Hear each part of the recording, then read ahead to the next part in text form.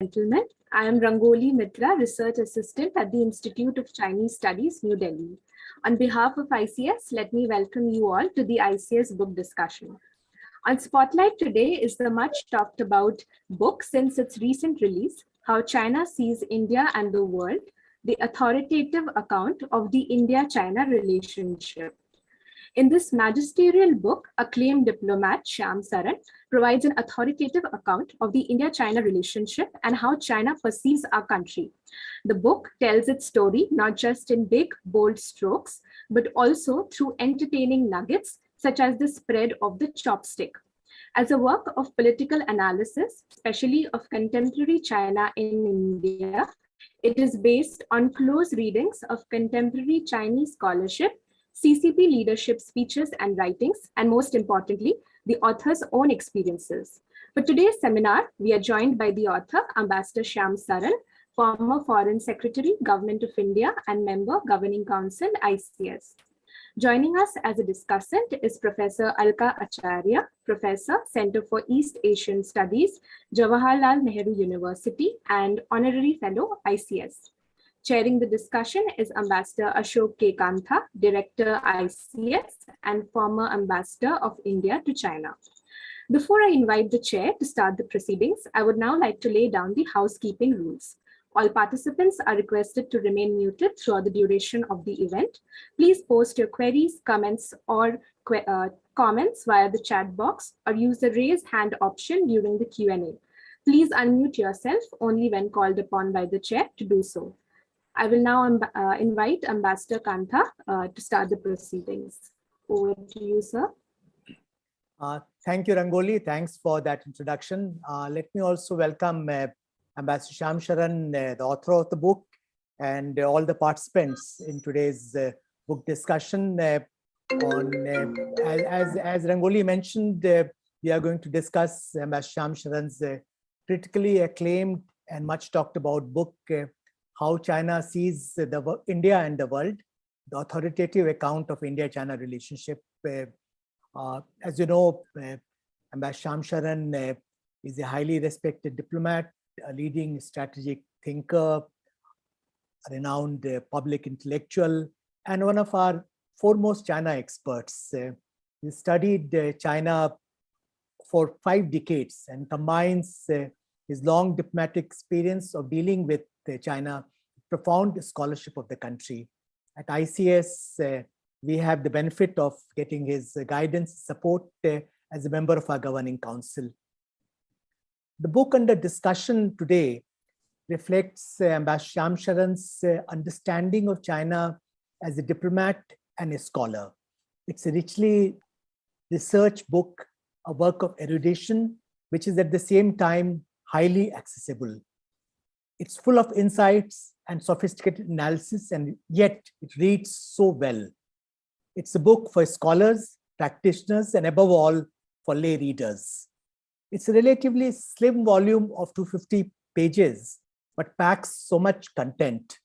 Having read the book over the last 2 days, I can say without any doubt that it will be an essential reading for anyone interested in China, its history, and how this history shapes its present, its evolution as a civilizational state, its worldview and place in the world, its recent transformation and rapidly expanding regional and global footprint, and its changing, complex, and multifaceted perceptions of India.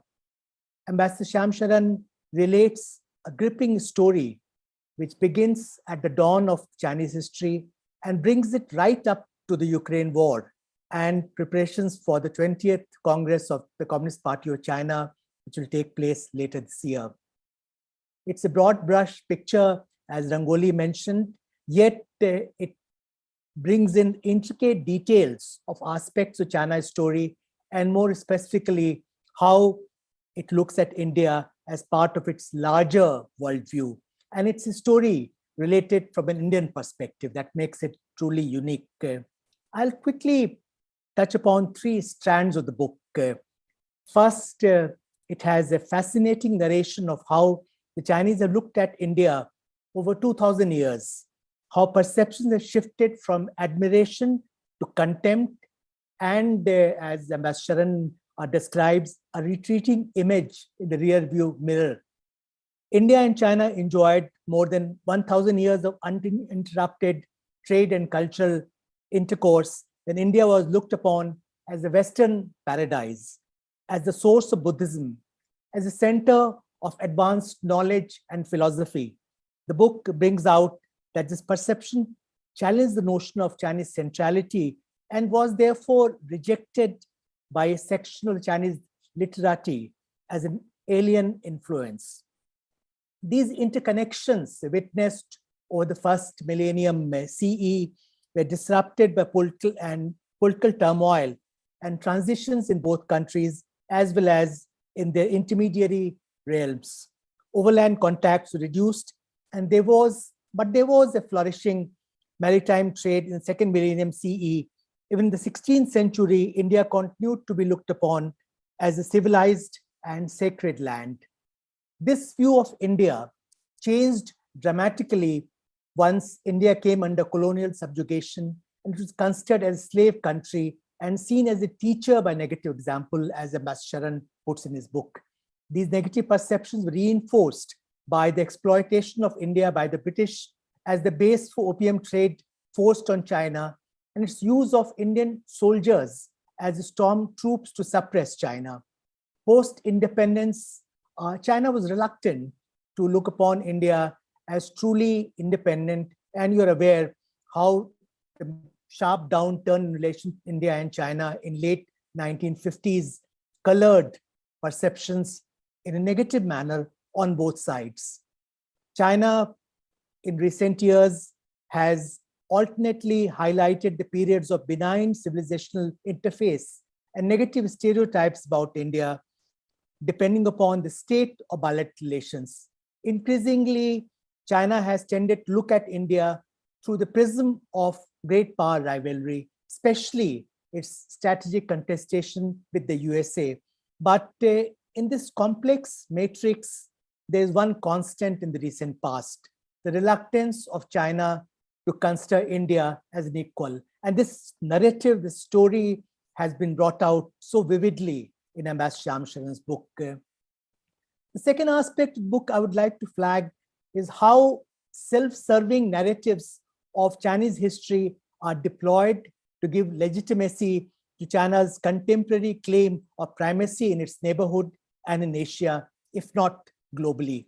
Thus, the projection of China as a central kingdom, its so-called tributary arrangements, its self-proclaimed centrality in the Silk Road networks, and its assertion that the Chinese dream and the great rejuvenation of the Chinese nation is but the restoration of China's rightful and historic role at the center of the world stage after the aberration of the century humiliation by Western countries and Japan. Thirdly, the book brings out why it's important for us to understand Chinese history, culture, society, and how it has viewed India and the world over centuries, rather than focusing primarily on the Chinese polity, its politics, its economy, its foreign policy. It encourages institutions like ICS to reinforce the commitment to multidisciplinary and holistic study of China. I will now invite Ambassador Shyam Sharan to talk about his new book. Thereafter, Professor Alka Acharya will lead the discussion with her comments as discussant, and then our conversation will follow. Over to you, sir. Thank you very much, Ashok, for that very generous introduction. And let me also thank the Institute for Chinese Studies, the ICS family, I would say, because I have been associated with the ICS for a very long time. So it is a particular pleasure for me and a privilege for me to be able to have this interaction with our friends and colleagues at the Institute and many others who are also logging in for this particular event. There is not much to say about the book in addition to what you have already said, Ashok, in your very fine introduction. Two or three points I would like to make. One is that it has been my belief for quite some time, and my friends and colleagues in the ICS are quite aware of this, that our study of China has become very narrowly focused on the security and political aspect, and perhaps also maybe the economic aspect. But I have always felt for quite some time that there needs to be a certain overall historical, cultural context within which we have to make interpretations with regard to the behavior of China in terms of our security relationship or our political relationship. Somehow that context to me has been mostly missing. There is a lot of work being done on Chinese foreign policy, on Chinese security policy, defense, but I think that particular larger context has been missing.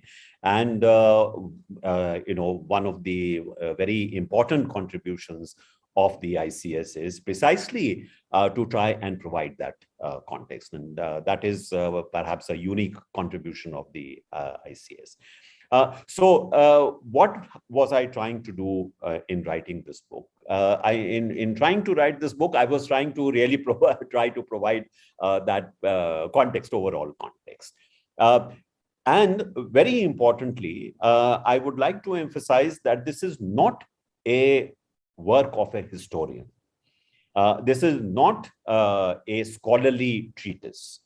It is not meant to be like a very profound work of research. My purpose was to provide something readable, even for a general educated reader, particularly a reader in India, because my experience has been that we have very stereotyped images of China. And I think the Chinese have equally very stereotyped images about India and Indians. So there is this lack of familiarity. Once you go beyond the level of scholars, diplomats like you and me, we have had to study the Chinese language. We have served in China. We have some familiarity with Chinese way of thinking, about Chinese culture. But this does not, in fact, go down into amongst, ordinary educated people in India. And I have found the same thing in China as well. At least in China, there is a sense that, oh, India is the home of Buddhism. At least that connection even ordinary Chinese make about India. Everybody knows that, Buddhism came from India. But, even that minimal familiarity is not there in India, at least as far as the, ordinary people in India are concerned. I have been quite surprised to find that even amongst a lot of educated people, even the fact that Chinese language does not have an alphabet, and that Chinese language or script is mainly just characters, and these are ideograms. How many people know about that? Very few. So part of the objective that I had was that could I present a kind of a broad sweep of Chinese history, a certain familiarity with the key attributes of Chinese culture, of ways of thinking, in a manner that would make sense to a general audience. So I would like to emphasize the point that I hope my colleagues will not expect that this is a work of great, research and study. It is not meant to be that. The third element is that, it has also been my sense that perhaps in India, what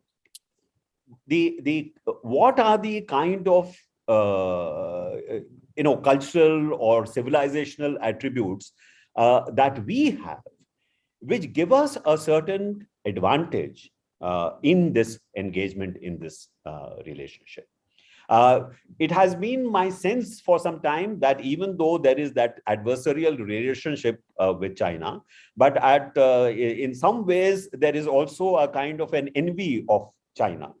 When I mentioned about India being a retreating image in China's rearview mirror, a lot of people in India are actually feel a sense of envy, sense of China having gone far beyond India in economic terms.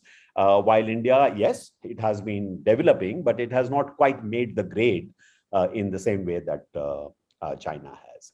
But the lesson that is being drawn from that is that somehow it is the Chinese model which works, and maybe India should be looking at that kind of a model. I know, maybe even a sense that perhaps we need to emulate the Chinese experience in some way. I, of course, have a very different view. I have a view that one of the ways in which you can deal with the Chinese challenge is precisely by leveraging those attributes in your own culture and civilization, which in fact give that very distinctive flavor to India. Like, for example, China happens to be, with the exception of Xinjiang and Tibet, happens to be a very homogeneous country. The very same script, the Chinese script, no matter what dialects are used in China, the script is the same. You are aware of the fact that in Guangzhou, for example, in southern China, when I used to be serving in China, many occasions when I used to go to southern China, I could not understand what they were saying, but I could always write in Chinese and I would be understood. So the Chinese script is a very important and deep, unifying factor, a factor which gives China a sense of identity, which perhaps we do not fully appreciate. While on the Indian side, the homogeneity is not something that is a characteristic of India. What India's USP in a sense is its plurality, its great diversity, very different from China. And whereas in China, as you see, both with respect to Tibet and with respect to Xinjiang, the lack of homogeneity in these two areas is always regarded as a big threat. There is always an attempt to try and homogenize, those parts of Chinese, areas, parts of the country or peoples who do not conform to that large sort of sense of togetherness or homogeneity. In India, it is impossible to put that kind of a monochromatic frame over the kind of plurality we have. And in fact, most of our history, plurality has been seen as actually a natural condition, in a sense. This is what India is all about.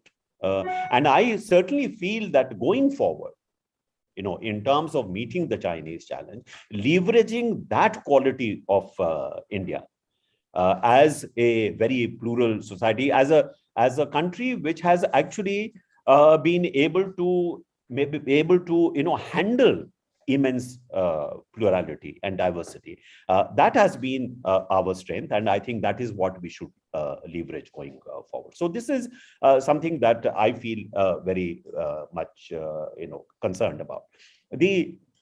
What struck me while writing this book was really the cultural differences between the two countries. There are affinities between the two countries, but there are very important differences in terms of our own cultures.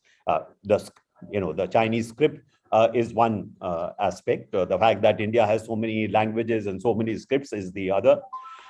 There is a very interesting, difference which has been pointed out by in one of the books that I read, which was about how in China the language could be spoken differently in different parts of China, but the script was the same. In India, at least in ancient India, the script could be different. You could have a Brahmi script, you could have a Kharoshthi script, you could have a Devanagari script. in which Sanskrit could be written, but there were very strict rules of, how you would pronounce various words. So the spoken Sanskrit, classical spoken Sanskrit, across what is known as the Sanskrit cosmopolis, what Sidney Pollack has called, this particular cosmopolis where elites spoke Sanskrit, it was spoken exactly the same way, whether you were in Java, or whether you were in northern India, or whether you were in Myanmar. That was completely the same. So this was a very interesting difference between the two. The other striking difference which I found between the two countries is also the kind of concept of time. In India, there is a certain kind of sense of timelessness. We don't have much written history, documented history in India. Yeah. On the Chinese side, there is, thanks to the early development of the Chinese script, there is a massive volume of documented history. Maybe some of it is contrived history, but nevertheless, there is a huge amount of documentary history available. And therefore, there is a constant, reference back to historical events or, dynastic history, even in terms of the current political discourse. This is something which we have found, serving in China.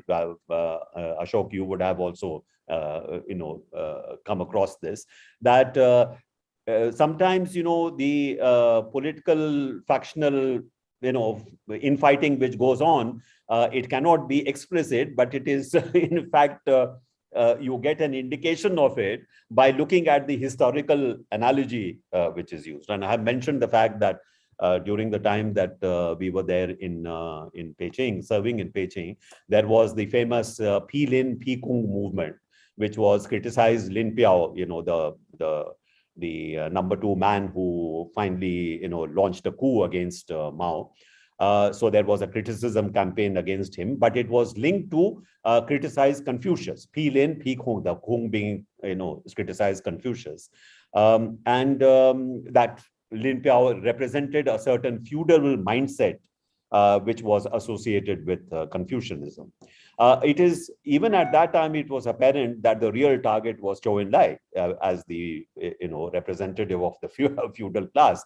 And later on, of course, when there was a change in regime, it became very obvious. It was acknowledged that yes, the criticism campaign was actually against Zhou Enlai. So these were some very fascinating differences in culture between the two countries, and knowing these kind of differences, different cultural attributes, can also contribute, I believe, to better understanding of China, and perhaps going forward, handling India-China relations perhaps would be better. And so this is one part. And lastly, I would just like to mention that it was very difficult for me to write the portions relating to the contemporary history of China, and also what is happening today under Xi Jinping, finding a frame through which I could, write about this period.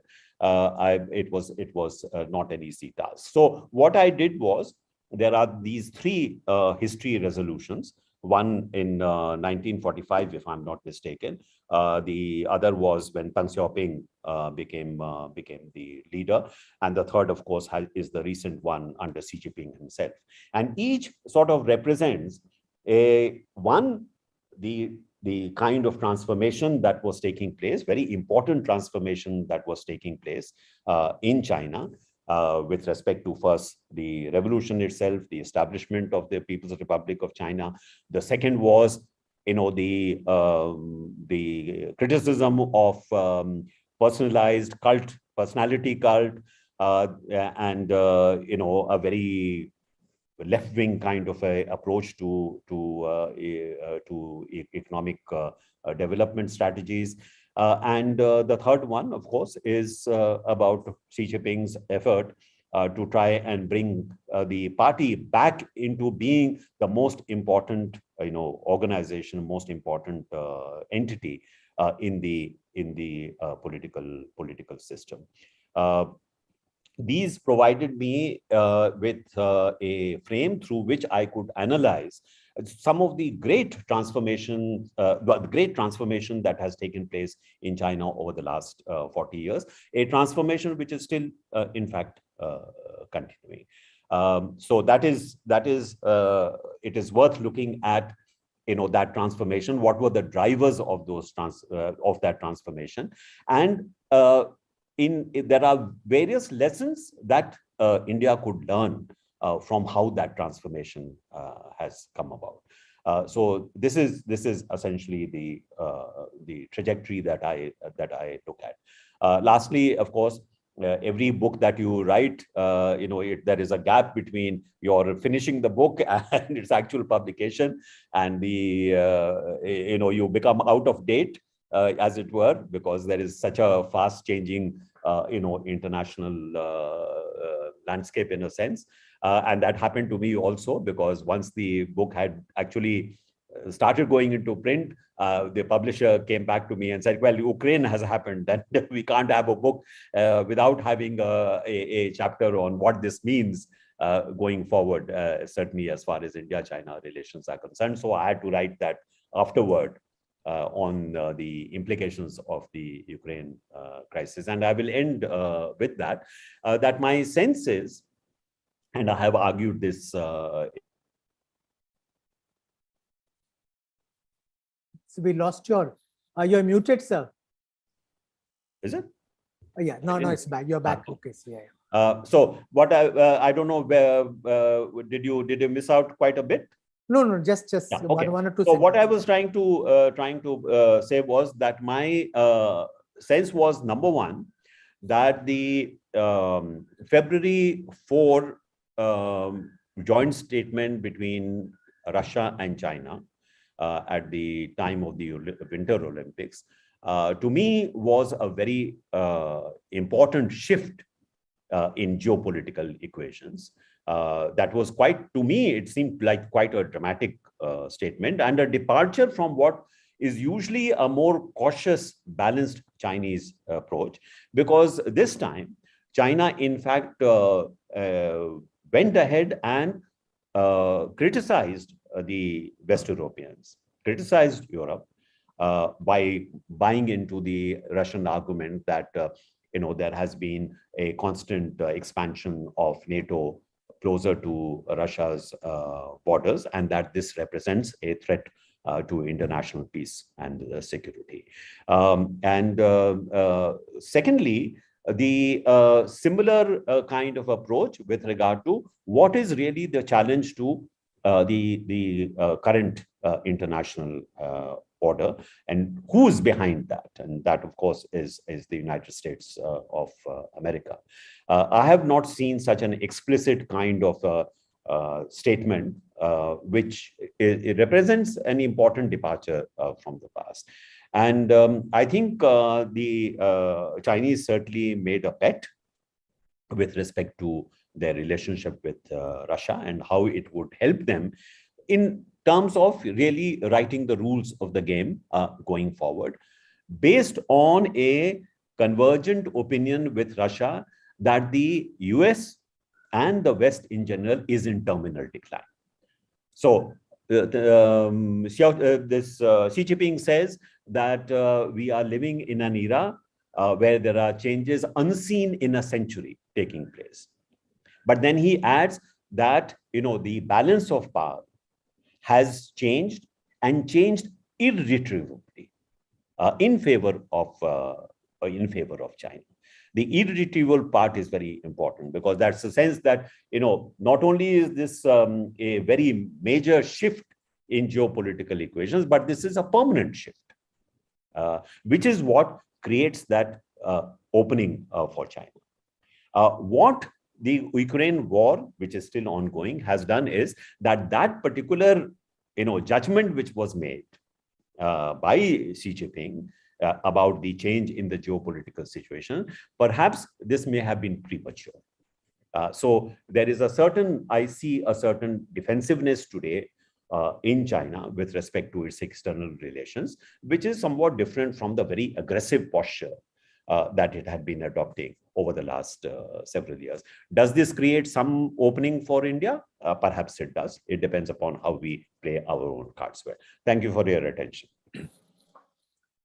Thank you very much. Thanks for that introduction, which gives us an idea of the scope of your book, how mind-boggling is the range of the topics, issues you have covered in the book. It may not be a book on history of China, but it truly brings to life how history impacts our contemporary China, kind of insights it provides into history of China. It's most impressive for us. Thank you very much for that introduction. Now I'll return to our discussant, Professor Alka Acharya, and request her to lead the discussion with her comments. Over to you, Alka.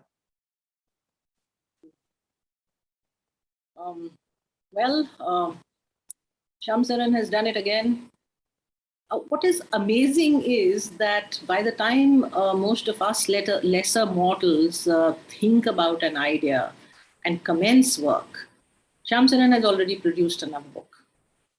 And I'm reminded of a line here from Shakespeare, of course modified, that one book doth tread on the heels of the other, so thick and fast they come. So that is by way of doffing the hat to the most prolific of writers on China in India. And I had planned to actually start by identifying some of the key takeaways from this book, but then between Rangoli and then Ashok, and then of course the author himself, I think pretty much the entire sum and substance of the book is covered. And I am therefore going to take this opportunity to respond to this book from the perspective of a longtime scholar and teacher of Chinese foreign policy and Chinese political economy to students in the master's and research programs. And therefore, I'm going to make two points which I believe matter from the perspective of us teachers and scholars in terms of how we teach China. Now, since we are interested, of course, in permitting our vast audience to engage with you, and mindful as I am of Kishan Rana's disapprobation of any speaker who goes beyond 8 minutes, I'm going to make two comments and raise two questions, hopefully, not quite 8, but at least I'll try and take 10 minutes. I hope, Ashok, that's okay with...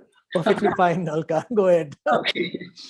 Now, the first comment is that, at the very outset in this book, Ambassador Saran, in chapter 2, in fact, he discusses a Chinese narrative of its history, where the running theme is that the Chinese believe themselves to be at the center of the world, a point that Ashok also brought out.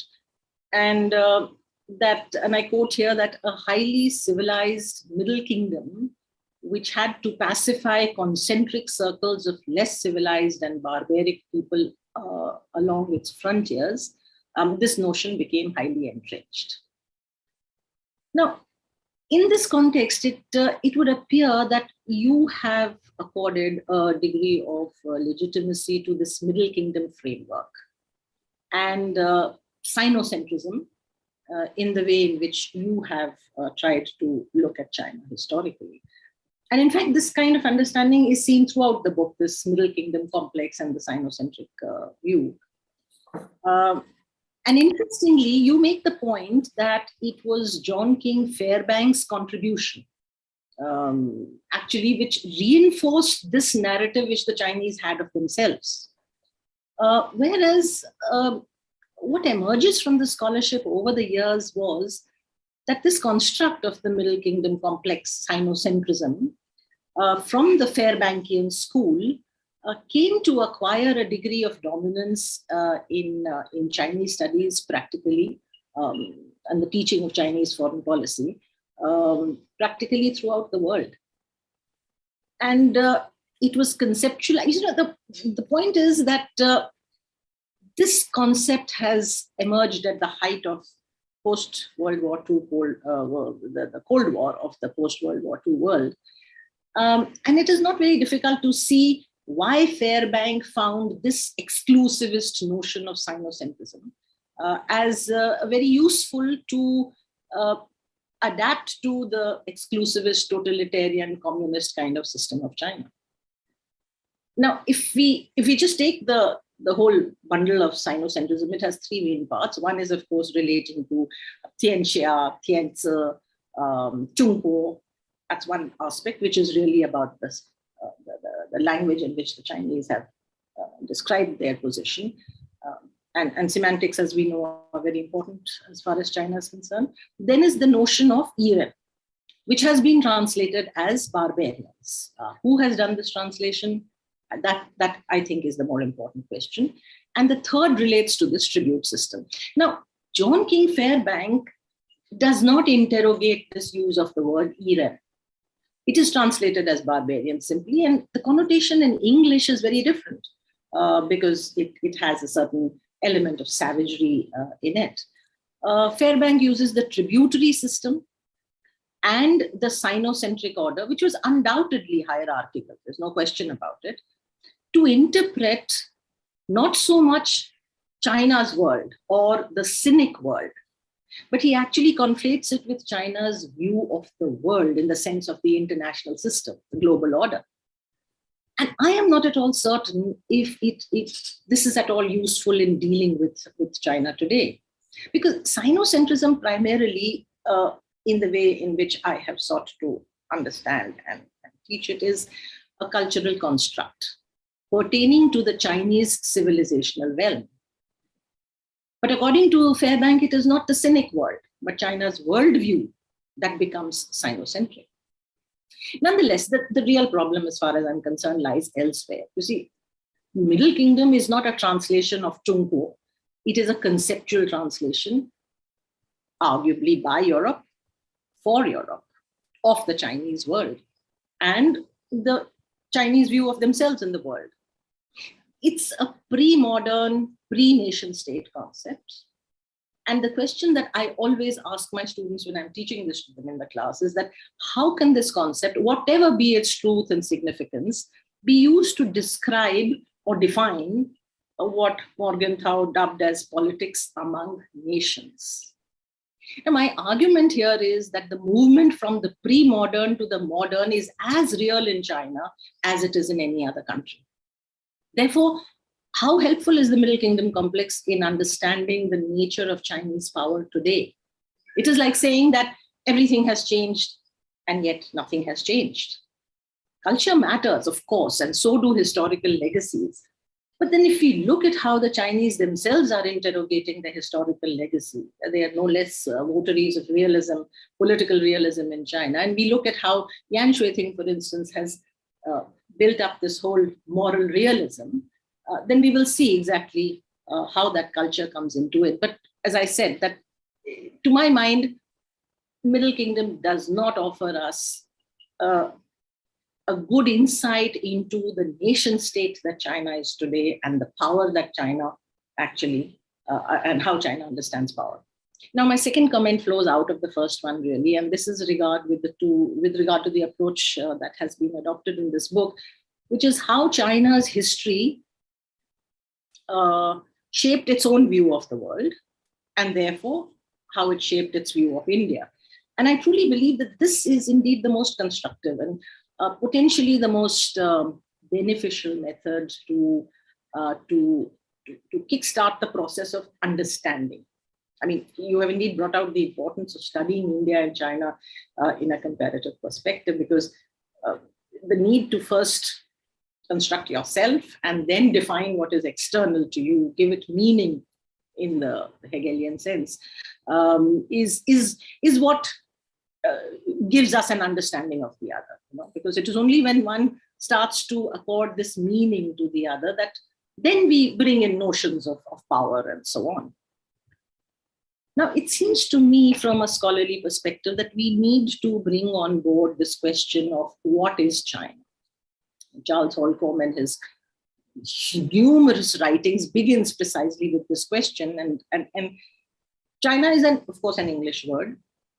There's no precise pre-modern counterpart in their language.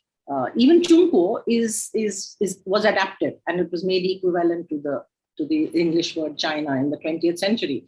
I mean, it brings to mind the recent pitch that Erdogan has made to the UN. No more Turkey. Please call us Turkiye. This whole identification of yourself. And what I'm trying to say is that to speak of China is therefore already to sort of impose a very different Western-derived frame of reference. And then China, what is it? It's 1 billion people, 31 provinces. How does a macro perspective like China make it a truly meaningful exercise? Because China's perspective in this kind of a sense, we find that China's perspective on India or India's perspective on China becomes a euphemism of sorts, more for Beijing and New Delhi. So the point I'm making is that here we are trying to, what we are trying to deal with is not China as India's other. This is what I'm seeing in the kind of discourse that's happening, but China as the other of the West, which is fundamentally a very different kind of a political understanding. And again, I'm not too sure how far that takes us in fashioning our own strategic response to China. This notion of China as this vast entity which has a view on India, I think over the years we have discovered that there are different epistemic communities. You have yourself mentioned that strategic and security studies have dominated, rightfully so. But then the fact is that other epistemic communities have really not found their place in the sun for a variety of reasons. Okay, those are the two broad comments, and they come out again, as I said, from my years of experience in teaching. And I think these are issues we have to grapple with. How much of an understanding of China is our own, and how much has it been derived from the Western constructs? Now, two questions, I will fuse them into one to keep it short. Now, you suggested at some point when you spoke, as well as in the book, you have said that India was not particularly interested in China the way China was. The Chinese spent far more resources studying India for a variety of reasons. But that's down to the present.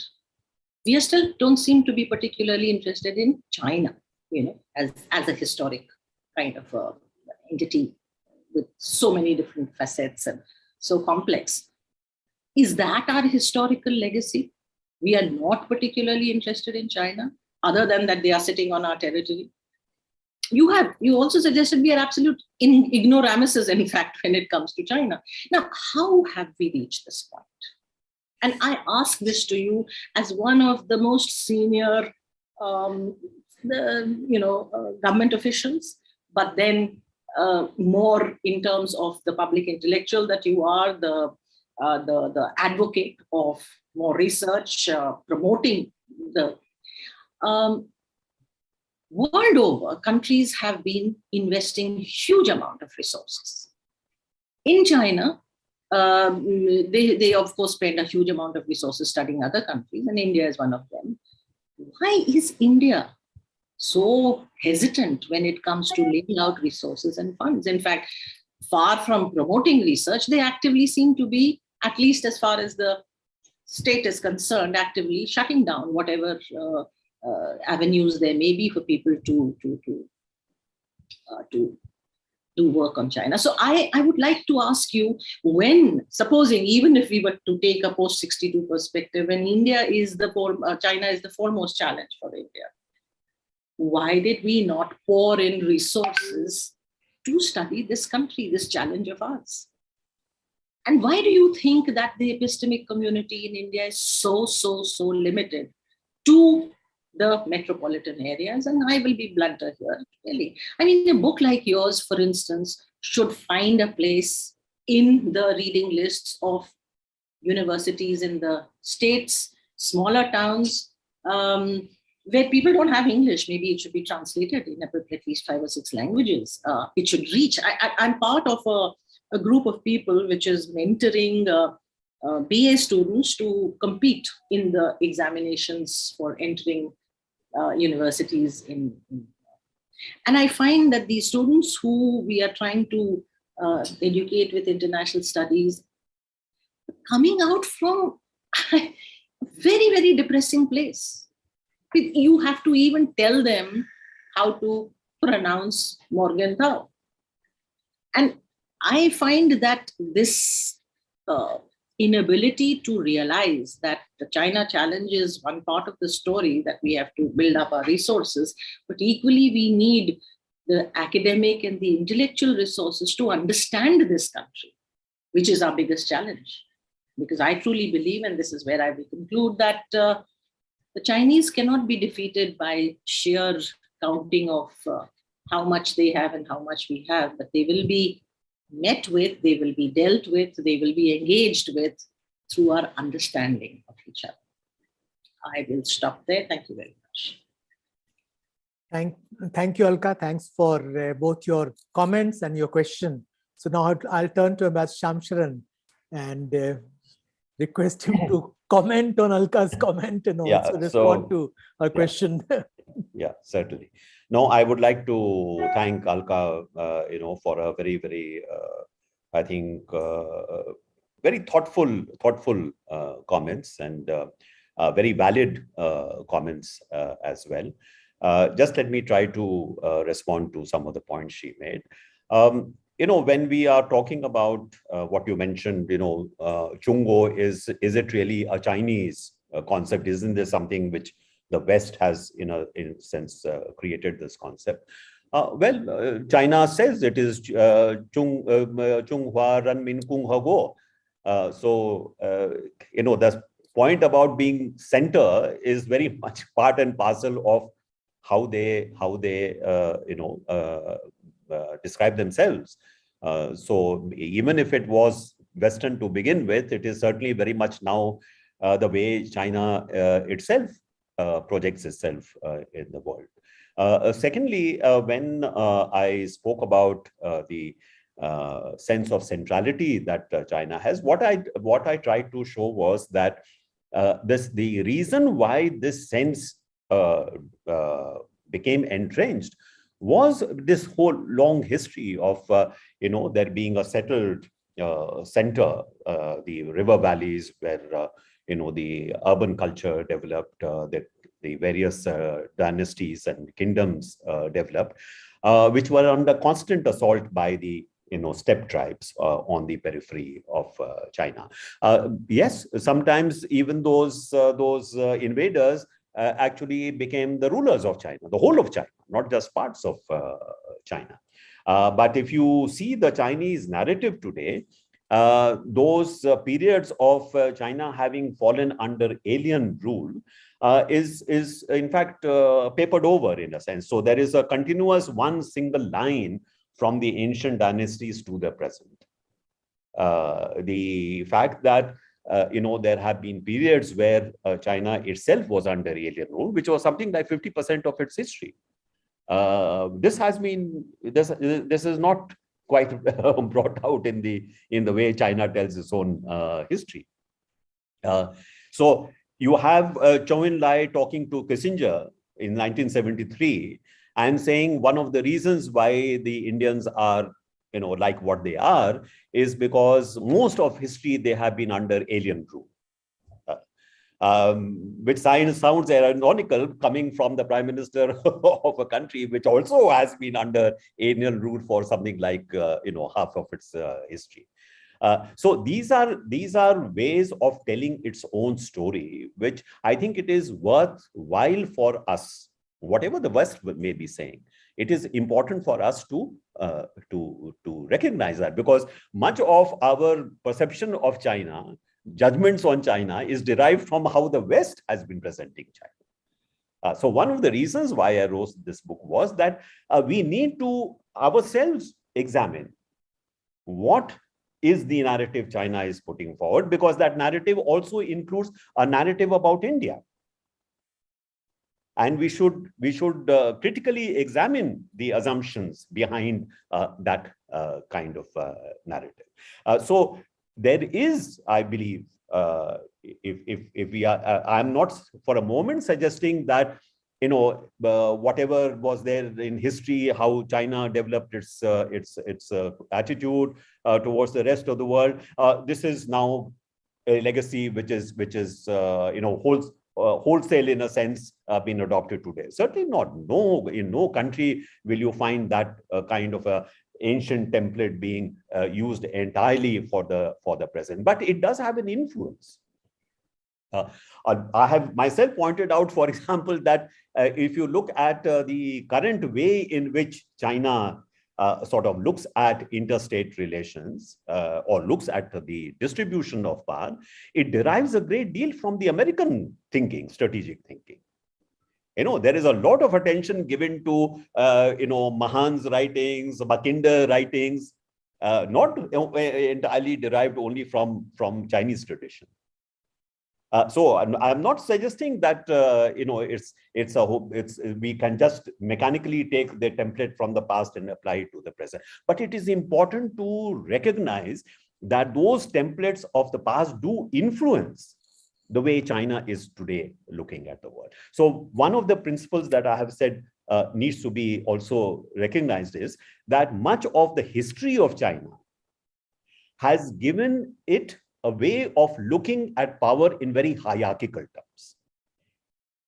So I have pointed out that the sense of hierarchy is not only in terms of interstate relations, but the sense of hierarchy as it applies in the family, a sense of hierarchy as it applies, you know, in the community, a sense of hierarchy as it applies in the relationship between the ruler and the ruled. That sense of hierarchy is recognized as the guarantee of harmony.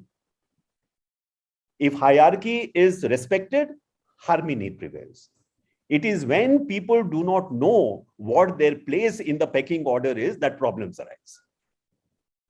And that is very much, you know, the template today through which China in fact looks at the rest of the world. That there has to be, you know, a dominance of, for example, the Asian order if there is going to be peace and security in Asia. So I think those strands from China's history, those strands from China's culture we should be aware of, because to some extent, not entirely, but to some extent, it does influence current thinking of China. So that's the point about the Middle Kingdom. And what Fairbanks did was, in a sense, he sort of extended what was perhaps applicable to a certain sinosphere, you know, the kind of cultural impact on, say, Korea, on Japan, maybe Vietnam. It did not go beyond this. It was not an Asian order. It was not an Asian, you know, political template. It was limited to those which were directly impacted by China. And so it was not correct on the part of Fairbanks to somehow suggest that there was a certain Chinese imprint on an Asian order. It may have been imprint on a more limited space, but not the whole of Asia. And that has to be contested as far as I can see. With respect to, you know, why, for example, has there not been a greater interest in China? I don't know. Frankly, most people don't seem to be particularly interested in China. We are very West-oriented. Forget about China. How many of us are interested even in Southeast Asia?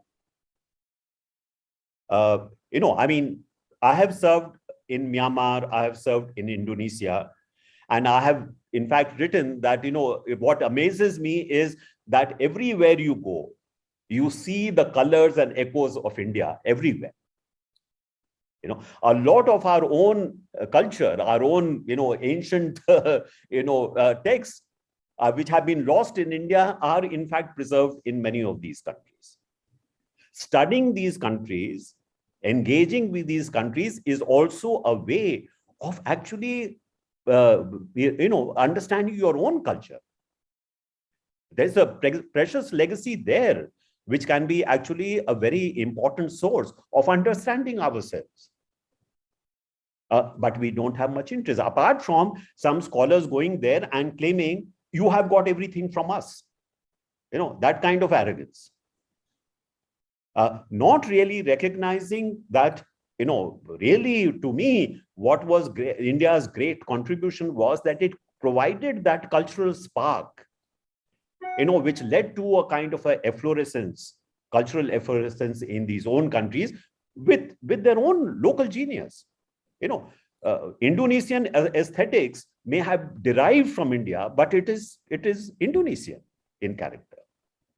But in that sense, I find that India's imprint on a lot of Asia is much deeper than China's is. That is very, very, having served in this region, I can say that with a degree of confidence. So the point that you make is very valid. Not much interest in China, but not just in China. I would say there is not much interest in the rest of Asia as well. We are very West oriented, and I think it is because of the fact that we are today, the Indian elite is a very English oriented elite. English language is really the medium through which it interprets, it understands the rest of the world, including China. Much of our perceptions, assessments of China are still very much drawn from Western scholarship. And the need to develop our own scholarship, our own perspective is, I think, very, very important. So I can't really answer your question why we are not interested, but I can certainly say we ought to be much more interested than we are. And I would hope that this book does lead to some perhaps greater interest and familiarity in China, because I think this is, as you said, absolutely critical to dealing with what we see as a China challenge. Not only, I do not see the China challenge only in military terms or security terms. It is also a much larger challenge for us. Are we able to catch the imagination of, for example, even the Asian neighborhood that we have, in a manner that China seems to be, at least dominating that space. But I think we have our own assets, we have our own strengths, and we should be able to utilize those strengths to actually, increase our influence in this region, because the raw material is there in a sense. I think I will stop here. Well, thank you, sir. No, originally I planned to have a conversation with you, but sure. We have so many questions in the chat box okay. that Sorry. I will limit myself to just one question. Yeah. And the question is, tonight is the second anniversary of deadly clashes in Galwan Valley. Do you see India and China coming out of the current stalemate and reverting to some kind of policy of constructive engagement where we deal with differences and yet continue to invest in future relationship? Oh, I do not think that, India-China hostility is written in stone and therefore, cannot be changed. I mean, very major changes have taken place in the world. I pointed to the fact that in 1972, you had a major upheaval by Nixon's visit to China, and how that brought about a change. We are maybe seeing a reversal of that today. So, relations change. Just look at China-Russia relations, how they have changed. So I would not say that, we should take this as a kind of a given and that the hostility is here to stay. The question is, what would in fact, bring about that change. And in this respect, if I take the cue from my own experience, so the period that I was Foreign Secretary, and perhaps a little before that, and perhaps a little after that, that was a period where, yes, India was still behind China. India was not quite in the same league as China even then. But the difference to me at that time, my sense was that because India's growth trajectory was accelerating at a time where, relatively speaking, the Chinese growth trajectory was slowing down somewhat. Also, you saw the major powers recognizing India as a substantial power. For example, the kind of performance of the Indian Navy in the wake of the tsunami. Actually, the Quad is, the origin of the Quad is the cooperation and coordination amongst the navies of the 4 countries in the wake of the tsunami. Not many people perhaps know that, but that was the origin. Every morning I used to, as Foreign Secretary, I used to have a conversation with my counterparts from these 3 countries in trying to coordinate our assistance to other countries who had been impacted by tsunami. That was the first time that a number of countries became aware of the scale of nature of capabilities that India had, security capabilities that India, power projection capabilities that India had. Secondly, the economic story. That India was, if you remember the discourse at that time, that India was probably going to be the next China in terms of commercial opportunity. The negotiation of the Indo-US nuclear deal itself, would not have been possible in fact, in a different kind of a geopolitical situation. It was because of the fact that our diplomatic space actually expanded. And even with respect to China, after all, Ashok, you yourself recall that in 2005, when Wen Xiaopao came to India, the fact that we were able to, conclude the political parameters and guiding principles, which you were, I think, directly involved in negotiating. These were the result of that changed perception that, yes, India is behind, but, India is catching up with us. Or when I was, negotiating on climate change, in many occasions, the Chinese used to defer to Indian leadership on some of these issues. So that was a period where even in China, there was a sense that this was going to be a major power going forward.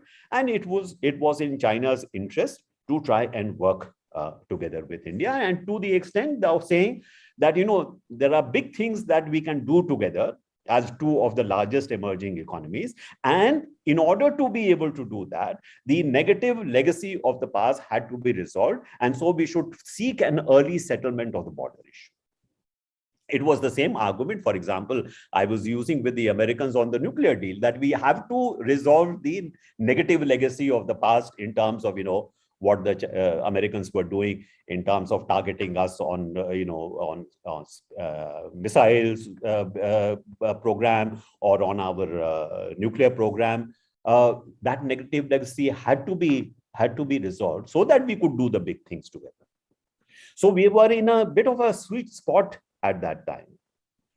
What really changed was the global financial and economic crisis of 2007-2008. Where India's growth rate then came down to a much more modest level. China was affected, but actually was able to recover from that and get back to a fairly decent growth rate of about 6% to 7% per annum after the global economic financial crisis. On the other hand, the United States of America, the most powerful country in the world, was very much impacted by that crisis. In fact, the crisis occurred at the very heart of the capitalist world. And Europe was also very badly affected. So the powers asymmetry between China and the West started diminishing. The power asymmetry between India and China started expanding. And that is the backdrop to what we see as a China less sensitive to Indian concerns, much more willing to assert what it sees as its legitimate rights in terms of territorial claims than it was perhaps willing to do. We have seen even in the past how a sense of changing balance of power has led to also changes in China's stance, for example, on the border issue. When I was in Beijing, we were still talking about the package proposal. Right, Deng Xiaoping's statement that let us settle on an as is and where is basis. Now, this was understood as a package proposal. And then by 1985, they said, no, you have misunderstood the package proposal. Package proposal means that because there is greater, claim of that we have greater dispute in the eastern sector, therefore you have to make, significant concessions in the eastern sector for which we will make some corresponding concessions in the western sector. Goalposts had changed.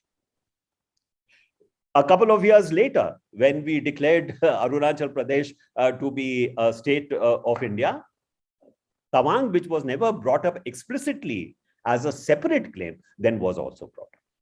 So what we see is that if there is a sense in China that the balance between India and China is changing in its favor, it is not at all hesitant in changing the goalposts.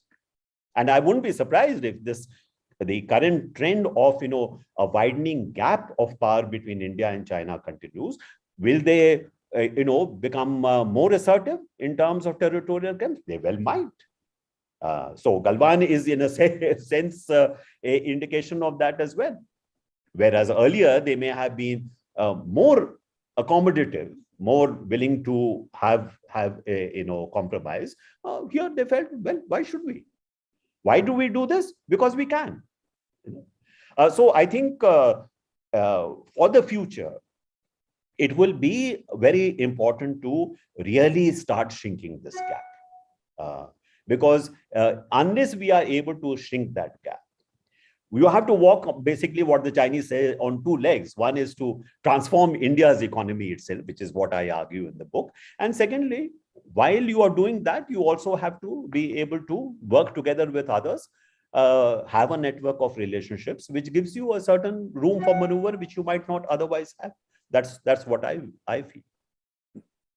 Thanks, sir. Let's not turn to questions in the chat box. There is a question by Arush Joshi. He inquires about, seeks your opinion on India moving out to RCEP and to what extent India's involvement in IPEF will act as a counterweight to China. Yeah. So RCEP, I have said that it was a mistake for us to not go ahead with being a member of RCEP, because you can't have a more expansive security profile and political profile in the region, but the economic pillar is in fact very weak, and it is being marginalized in a sense. So you are being pushed to the periphery of the region. That's not good for India.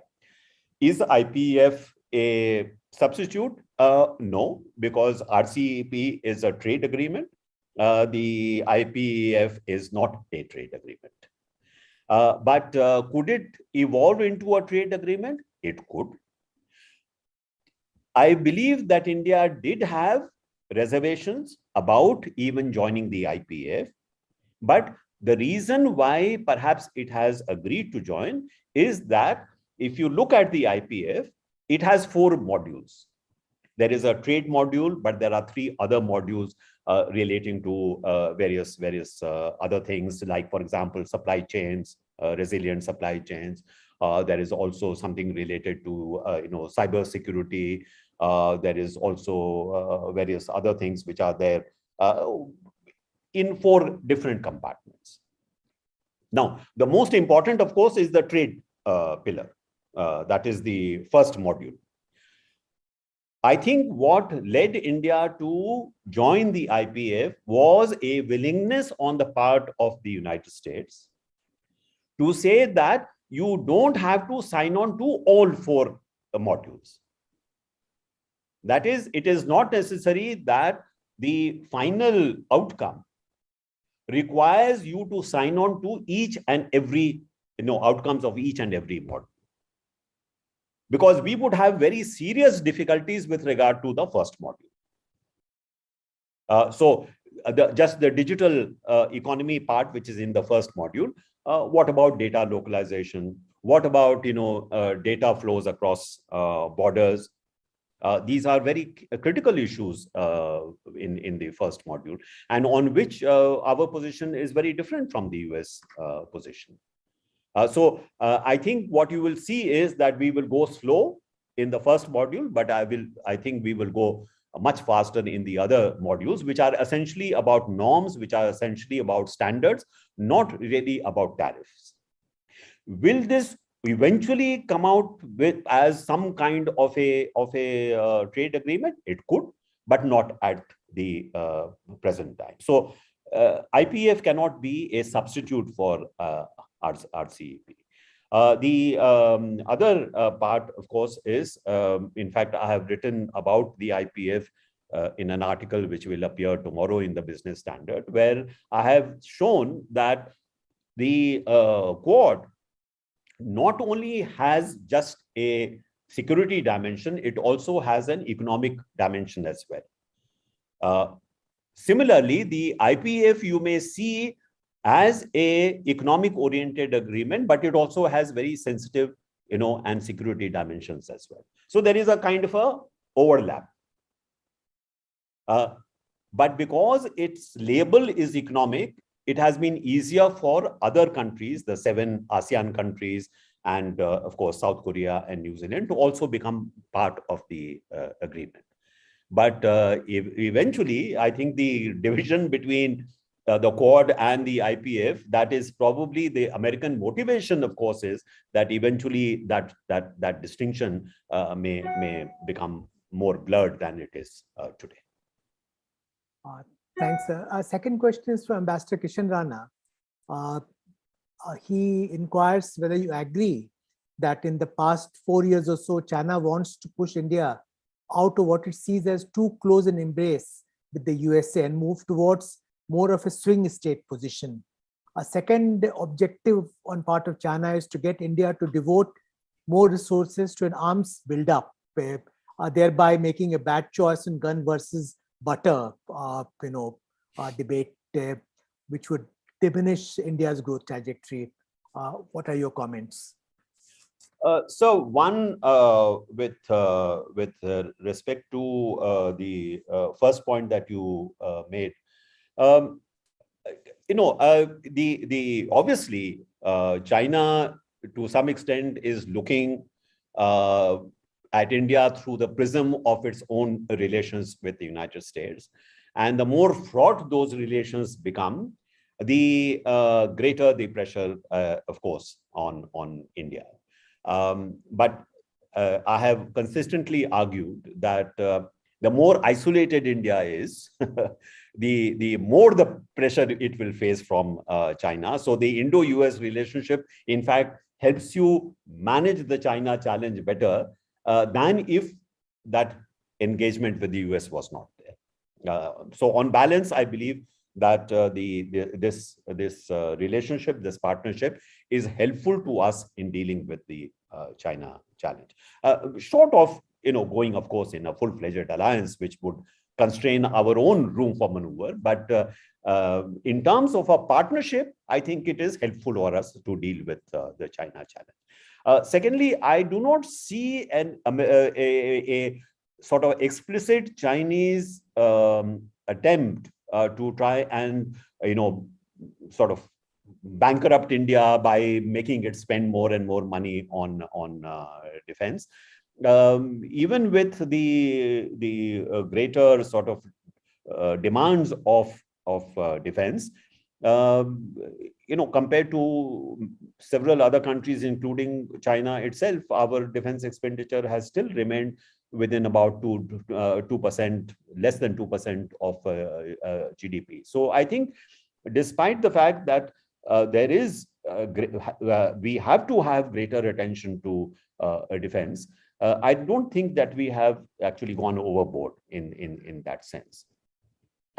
Also, I would say that in dealing with China, by not only dealing with China, but a whole host of other security challenges, I think the way we are placed, we will need to look at asymmetrical kind of responses, rather than one-to-one matching of Chinese power in various metrics of power. So what are the ways in which we can try to overcome some of that asymmetry? I mean, in a way that, for example, China itself has been doing over the past several years vis-a-vis the United States. It has tried to develop a whole series of asymmetrical capabilities that can blunt, that can in a sense diminish the utility of the very high-tech weaponry that the United States of America is able to deploy. So are there asymmetrical ways in which we can deal with the Chinese challenge? One of the interesting things about the Ukraine war that I see is that a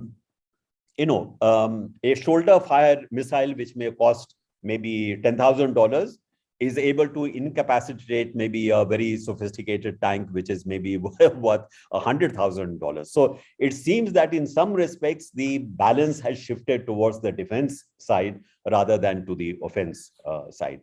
There are some lessons to be drawn from that. I'm presume that our military people are looking at that, because I think there are many lessons to be learned from the Ukraine war. But bottom line, I don't think that it is necessary for us to really go in the direction of a very major increase in our defense expenditure. And I do not see explicitly a Chinese policy to trigger that.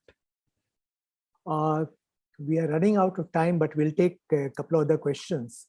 Yeah, one sure. is from Dr. Hemant Adlakar. He's inquiring about rapid geopolitical changes taking place in Indo-Pacific. And specifically, his question is on Quad, that from dismissal of Quad, initially, China is not describing it Eastern NATO. On the other hand, there are others who are arguing that China is not so much worried about Quad, but it's concerned about AUKUS. What are your comments? It is. I think it is concerned about both.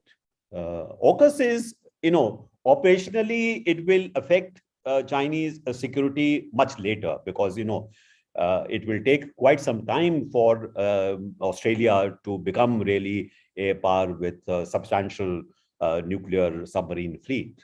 So this is not something that may be available in the next several years. In fact, it will take quite some time. I think what they are really worried about is the current deployments that the United States of America, Japan have in the region, and what kind of support may be available from still a substantial Indian military capability, particularly on the naval side. The Quad worries them because some of the decisions which have been taken in the recent past could be a matter of concern. One, of course, is that if we are just focusing on India, the fact that India has signed the 3 foundational agreements with the United States, which we had resisted for a number of years, that is an important step forward for India. While India has very strong bilateral security arrangements with the United States, with Japan, with Australia, except for the Malabar naval exercises, these are not yet multilateralized. The next step would be multilateralizing them. because then it would have a kind of a fusion of their different military forces in dealing with a Chinese challenge. That stage has not been reached, and I don't think in the foreseeable future we will go that far.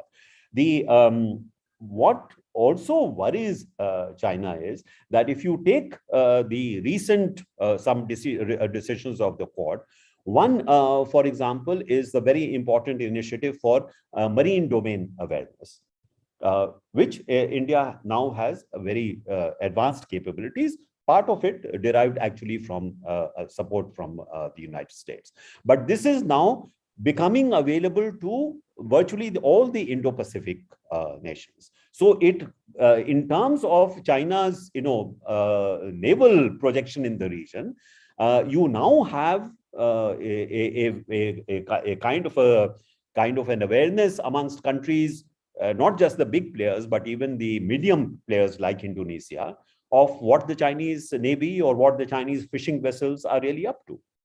So this is a change in the situation, or what the Quad wants to do together with respect to cybersecurity. Going much further than what they had done before. So I think Chinese are right in making the judgment that it is no longer so much foam on the ocean wave. It is something much more substantial than they thought it would become. And India's involvement in the Quad itself has undergone a very, very significant change. That I think we have to recognize, that from not even wanting to have a joint statement at the joint secretary level in the earlier stages, we have now come to a point where we have had four summit meetings. That's a big change. So next question is from young colleague Shanki Chandra, who is ICS HYI fellow.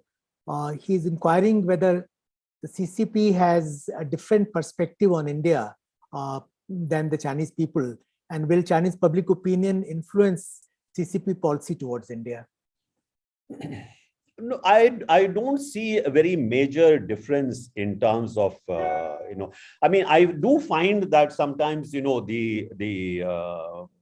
people who write about India, there may be some difference of opinion. I think there was a paper written by a young Indian researcher for Stimson Center, where she argued that there was actually a debate in the academic community, in the strategic community in China, as to how to deal with India. That some felt that China should reach out to India, that India is going to be important for China's future security, and it does not make sense for China to push India in the direction of becoming closer and closer to the US. Maybe others taking a view that India is not really a very, very important power, and China can actually assert its interests much more strongly than it has so far. So that there are differences of opinion. I would imagine that there are differences of opinion. But overall, I think a lot of the commentary in China, a lot of the public opinion, what we call in China, is very much driven by what the state or the party is actually putting out. So if there is a negative kind of image being projected in Chinese state propaganda or party propaganda, you immediately see that the social media in China becomes very negative with regard to India. I think recently there was some study done of how the Chinese public rates different countries, whether they are more friendly or less friendly, and US was #1 unfriendly, hostile country, but the second country in that ranking order was India. That the country that most Chinese had a very negative opinion about was India. So I also see that as mainly derived from what the Chinese state wants to project. So this is I don't think there is an independent public opinion as such about.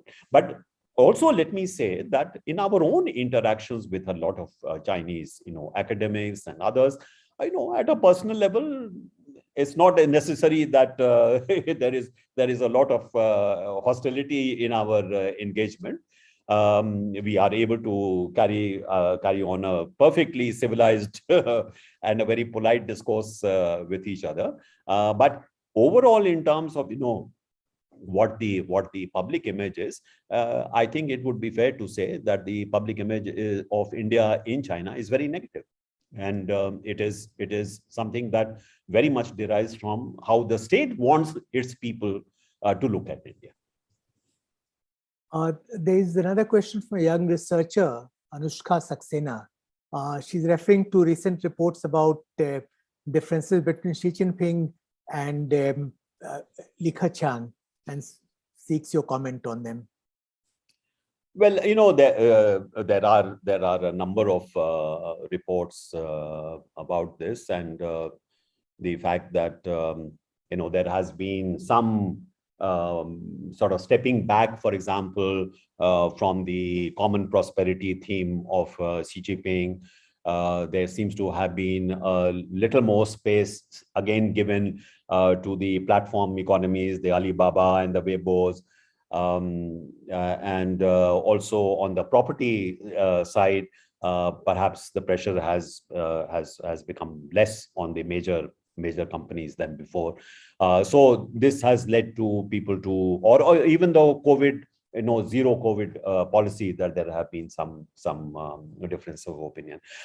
That difference, there will be differences of opinion. I think we should, take that as a given. I think in a country as large as China and with very, very varied interests, it would be very surprising if everybody spoke with the same voice. So I do not think that differences do not exist. The question is, do they add up to a serious threat to Xi Jinping's leadership?